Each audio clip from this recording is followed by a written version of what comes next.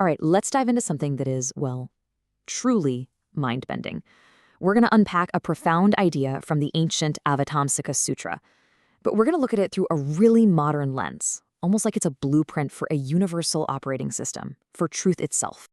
Okay, I want you to play a little thought experiment with me. Picture a single, powerful broadcast. It's not coming from a radio tower or a satellite. It's something much, much bigger, coming from a single point, somewhere in the cosmos. Now, let's scale that up, way up. This broadcast isn't just for us on Earth. It instantly hits every single conscious being across countless galaxies, dimensions, you name it. Every civilization, every kind of life form, all at the exact same moment. And here is where it gets absolutely wild. Every single one of these beings gets the message perfectly, not as some alien signal they have to decode, but instantly in their own language, in their own context, like it was spoken directly to them and them alone. So this is the big question, right? It's the puzzle the Avatamsaka Sutra lays out. How could one single truth be sent out and understood perfectly by an infinite number of different minds, all at the same time? The answer it gives is just brilliant. So, the first piece of the puzzle is what the sutra calls the Buddha's immeasurable names. Now, don't think of this like a person with a bunch of aliases. Think of it more like a piece of software with a universal API, countless different interfaces designed to connect with any system out there. And this table here really shows you what that means. In our world, for us, that interface might be called Shakyamuni, or the guide. But in a whole other world, for a totally different kind of being, that very same essence might be known as Vajra, which means like indestructible, like a diamond. Or maybe sovereign. It's the exact same core truth, just with a different username, a different access point, perfectly tailored to whoever is listening. And why? What's the point of all this? Well, the sutra is super clear about it. It's so that every being can have their own specific understanding. It's not about forcing everyone to use one name or accept one single dogma. It's about creating a custom key for every single lock in the universe. So you see, what we're really talking about is an adaptive system. The name itself isn't the point. It's just the tool you use to connect. The teaching isn't some rigid, fixed brand. It's more like an open source project with an infinite number of distributed interfaces, all designed for maximum compatibility across the entire universe of consciousness. It's pretty amazing. But this whole idea goes even deeper. It's not just the name of the teacher that changes. The core teachings themselves, the actual algorithm for liberation, what we know as the Four Noble Truths, they also get expressed in countless different ways. Okay, so let's take the first noble truth. Here, we use the word suffering. But for beings in other worlds, that same fundamental concept might be better understood as oppression, or maybe a heavy burden, or the endless flowing of existence, or simply decay.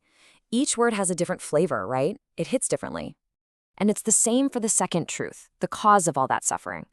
We might call it cause or accumulation, but elsewhere, maybe it's more effective to call it attachment, or bondage, or feeling like you're caught in a net, or just that relentless feeling of grasping for things. Then we get to the third truth, the end of suffering. We say cessation, which sounds a little clinical, doesn't it? But in other systems, it might be called tranquility, or signlessness, freedom from all the labels, liberation, or maybe my favorite, simply the real. And finally, the fourth truth, the path to get there. We just call it the path. But it's also known as the one vehicle, which implies nobody's left behind, or skillful means, which highlights how practical it is, or the great light, showing how it illuminates everything, or that beautiful metaphor, reaching the other shore. And this is the whole point. The words, the labels, the metaphors, they're all completely flexible. They can and should change. But that underlying four-part structure for diagnosing and solving the fundamental problem of existence, that is constant. The truth is a structure, a function, not a fixed set of words. So what's the ultimate goal of this incredible adaptive system? This quote says it all. It's to work in accordance with the minds of sentient beings. The goal isn't to win an argument. It isn't to prove that one doctrine is right. The goal is simply to provide the most effective tools for each individual to find their own clarity, to tame their own mind. So this is all fascinating as ancient philosophy, for sure. But what does it actually mean for us right here, right now? Well, we can actually pull a really practical user manual out of this whole idea for upgrading our own mental operating systems in our crazy modern world. So here it is, 4 steps. 1. Focus on the structure of an idea, not the exact words. Don't get hung up on jargon, the core logic is what really matters. 2. Remember that real teaching, or just effective communication, isn't about persuading someone you're right. It's about adapting your message so the other person can actually hear it. 3. Embrace your own many names. You're not just one thing, right? The you at work, the you with your family, the you with your friends, they're all just different valid interfaces of your one core self. And finally, number 4, actively fight against getting rigid in your thinking. The second you think, this is the only correct way to say this, you've totally lost the compassionate, adaptive spirit of this whole system. So I'll just leave you with this question to chew on. Think about a core belief you have, an idea that's really important to you, a truth that's central to who you are. Now ask yourself, how many different names can you give it? How many different ways can you express it so that absolutely anyone from any background could understand its essence?